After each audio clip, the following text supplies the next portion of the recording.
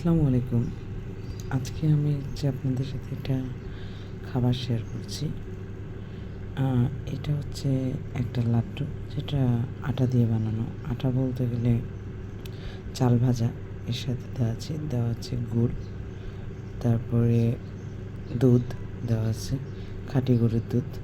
তারপরে এর সাথে গরম মসলা, গরম মসলা বলতে এলাচ, দারুচিনি এগুলো।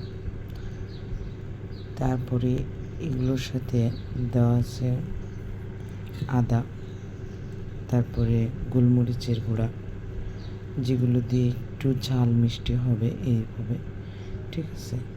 তো এগুলো নর্মালি হচ্ছে গ্রামের মানুষজন খায় হচ্ছে শীতের সময় মুড়ি দিয়ে বা বাচ্চা টাচ্চা হলে।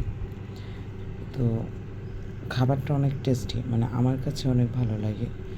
এই লাড্ডুগুলো কিন্তু নর্মালি ভেঙে যায়, মানে খুবই আস্তে আস্তে রাখতে হয়, কারণ এগুলো মানে শক্ত জিনিস না, খুবই নরম, একদম ভেঙে যায় এইরকম।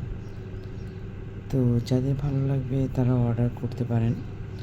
এগুলো দাম মাত্র 550 টাকা করে কেজি, পার কেজি। এটা 1 পিস বা 2 পিস এরকম না, 550 টাকা করে কেজি। যদি নিতে চান, কারো যদি ভালো লাগে নিতে পারেন।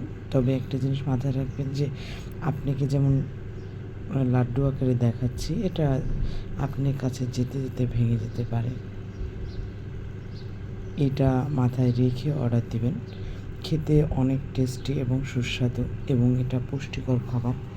কেন? কারণ এতে হচ্ছে দুধ দেওয়া আছে, সেই সাথে চাল ভাজা দেওয়া আছে, আবার গোলমরিচের গুঁড়ো আপনারা জানেন যে পুষ্টিকর, সেই সাথে আদা দেওয়া আছে, বেশ কিছু মশলা দেওয়া আছে যেগুলো বলা যাবে না, আমি কমন মশলাগুলোর কথা বললাম।